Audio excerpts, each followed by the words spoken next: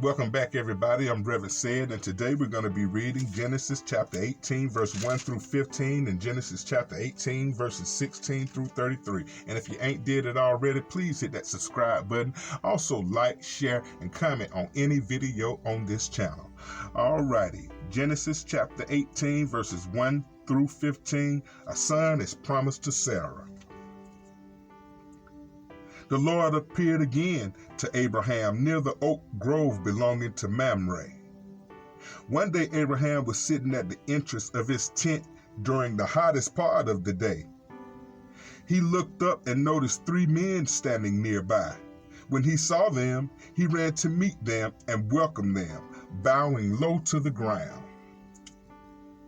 "My Lord," he said, "if it pleases you to stop here for a while, rest in the shade of this tree while water is brought to you to wash your feet. And since you've honored your servant with this visit, let me prepare some food to refresh you before you continue on your journey." "All right," they said, "do as you have said." So Abraham ran back to the tent and said to Sarah, "Hurry, get 3 large measures of your best flour, knead it into dough, and bake some bread." Then Abraham ran out to the herd and chose a tender calf and gave it to his servant, who quickly prepared it. When the food was ready, Abraham took some yogurt and milk and the roasted meat, and he served it to the men. As they ate, Abraham waited on them in the shade of the trees. "Where's Sarah, your wife?" the visitors asked. "She's inside the tent," Abraham replied. Then one of them said, "I will return to you around this time next year, and your wife Sarah will have a son." Sarah was listening to this conversation from the tent. Abraham and Sarah were both very old by this time, and Sarah was long past the age of having children.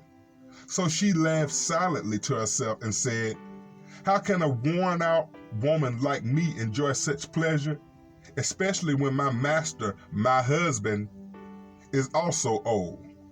Then the Lord said to Abraham, "Why did Sarah laugh? Why did she say, 'Can an old woman like me have a baby?' Is anything too hard for the Lord? I will return about this time next year, and Sarah will have a son." Sarah was afraid, so she denied it, saying, "I didn't laugh." But the Lord said, "No, you did laugh." All righty. Genesis chapter 18, verse 16 through 33, Abraham intercedes for Sodom. Then the men got up from their meal and looked out toward Sodom. As they left, Abraham went with them to send them on their way. "Should I hide my plan from Abraham?" the Lord asked.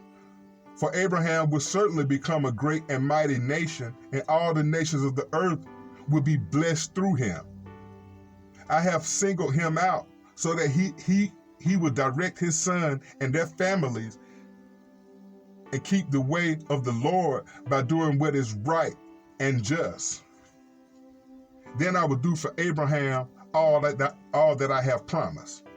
So the Lord told Abraham, "I heard a great outcry from Sodom and Gomorrah because their sin is so flagrant. I'm going down now to see if their actions are as wicked as I have heard. If not, I want to know." The other men turned and headed toward Sodom, but the Lord remained with Abraham. Abraham approached them and said, "Will you sweep away both of those, the righteous and the wicked? Suppose you find 50 righteous people living in their city. Will you sweep it away and not spare it for their sakes? Surely you won't do such thing, destroying the righteous along with the wicked. Why would you be treating the righteous and the wicked exactly the same? Surely you won't do that. Should not the judge of all the earth do as what's right?" And the Lord replied, If I find 50 righteous people in Sodom, I will spare the whole entire city for their sake. Then Abraham spoke again. Since I have begun, let me speak further to my Lord, even though I am but dust of ashes. Suppose there are only 45 righteous people rather than 50. Will you destroy the whole city for the lack of 5? And the Lord said, I will not destroy it if I find 45 righteous people there. Then Abraham pressed his request further. Suppose there are only 40. And the Lord replied, I will not destroy it for the sake of 40. Please don't be angry at me, my Lord, Abraham pleaded again. Let me speak. Suppose only 30 righteous people are found. And the Lord replied, I would not destroy it if I find 30. Then Abraham said, since I have dared to speak to the Lord, let me continue. Suppose there's only 20. And the Lord replied, then I would not destroy it for the sake of the 20. Finally, Abraham said, Lord, please don't be angry with me if I speak one more time. Suppose there are only 10 found there. And the Lord replied, I would not destroy it for the sake of 10. When the Lord had finished his conversation with Abram, he went on his way, and Abram returned to his tent. It was still rampant in the world, and Abraham's family was stuck in the middle of it.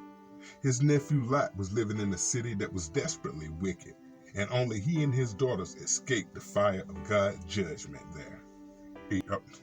All right, that's going to wrap it up for our reading today. Please join me on the next episode where we'll be reading Genesis chapter 19, verse 29, where Sodom and Gomorrah gets destroyed. That should be an interesting read. Thank you, everybody. Don't forget to hit that subscribe button. Y'all come back and see me. God bless.